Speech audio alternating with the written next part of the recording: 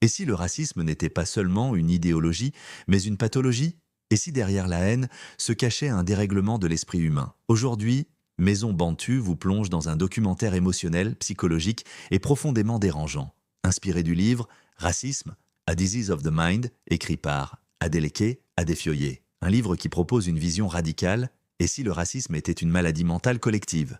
Dès le début, Adefioye avance une idée explosive. Le racisme n'est pas un comportement normal. C'est une déviation, un dysfonctionnement, une altération de la perception humaine. Mais pourquoi parler de maladie? Selon l'auteur, le racisme implique une distorsion de la réalité, une classification irrationnelle, une déshumanisation de l'autre. Et ces mécanismes ressemblent à certains troubles, cognitifs, psychologiques, comportementaux. Mais cette maladie ne naît pas seule. Le racisme n'est pas inné, il est appris, transmis, renforcé par l'éducation, les institutions, les médias, l'histoire. Et cela le rend encore plus dangereux, car une idée répétée peut devenir une vérité. Le racisme repose souvent sur une illusion, l'idée qu'un groupe humain serait supérieur à un autre.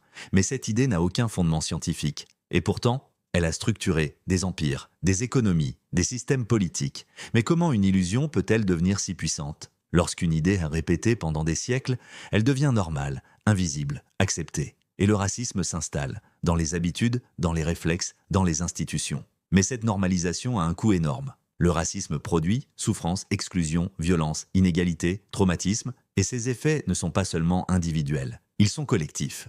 Mais la maladie touche aussi ceux qui la portent. Adefioye affirme que le racisme limite la perception, déforme la réalité, empêche une compréhension authentique du monde. Et cela appauvrit aussi la pensée, l'humanité, les relations. Mais le cœur du livre, c'est la psychologie. Dès l'enfance, les individus peuvent être exposés à des stéréotypes, des images biaisées, des récits hiérarchisés, et ces éléments façonnent les perceptions, les jugements, les comportements, mais ce conditionnement peut être déconstruit. Comprendre les mécanismes, les biais, les origines, c'est le premier pas vers le changement. Mais cette prise de conscience est souvent difficile. Beaucoup résistent à cette idée, parce qu'elle remet en question des croyances, des identités, des certitudes. Et cette résistance est humaine. Mais elle peut aussi ralentir le progrès. Et cette dynamique est visible partout dans le monde. Le racisme a profondément affecté les sociétés africaines, les diasporas, les identités. Et certaines conséquences persistent dans les représentations, dans les standards, dans les structures globales. Mais le livre propose aussi une voie de guérison.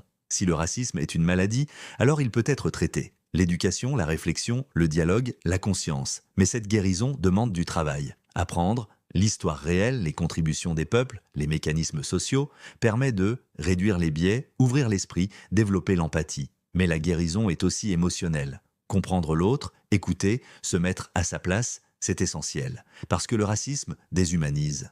Et l'empathie réhumanise. Mais le chemin est long. Le racisme ne disparaît pas en un jour, il évolue, il se transforme, et il demande une vigilance constante. Mais chaque prise de conscience compte.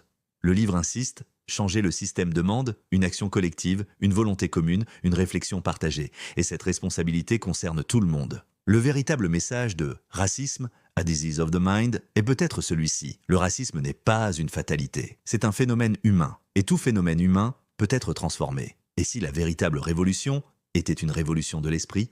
Racisme, A Disease of the Mind n'est pas simplement un livre, c'est une provocation intellectuelle, une analyse psychologique, une invitation à la réflexion, un appel à la transformation. Adeleke Adefioye nous rappelle une vérité essentielle. Comprendre les mécanismes du racisme est une étape clé pour le dépasser. Si cette vidéo vous a fait réfléchir, abonnez-vous maintenant à Maison Bantu, parce que changer le monde commence souvent par changer notre manière de penser.